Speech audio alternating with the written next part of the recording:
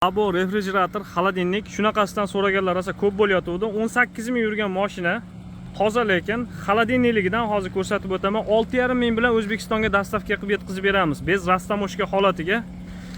Mashina zo'r ekan, avariya udar kraskasi yo'q ekan, yurgan kilometrga tortaveradi. O'zim sotib oldim hozir mashinani, anchadan beri turgan ekan. Endi arang mashinani qo'zg'atdik. Mana refi -19 gacha olib tushdi, ko'rishingiz mumkin.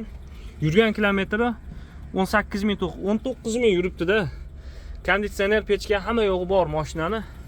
Juda chiroyli ekan. Salonning holatlari ham mana. Mashinani o'zim oldim akalar. Eshigini ozgina anchadan beri turgani uchun mashina mana shu joyda turgan ekan anchadan beri. Qaranglar. Balonlari ham polni yurgan kilometrga tortaveradi. Yaxshi ekan holati. Refini bo'tkasini ichini ham ko'rsataman hozir. Mana taglarini ko'ringlar. Mashinani mana korobkasining taglari.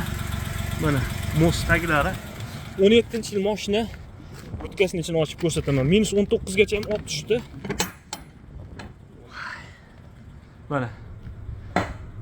Muzlatib yuborar ekan mana. Bo'tkasining ichlari ham top-toza, nerjavika, ko'rishingiz mumkin.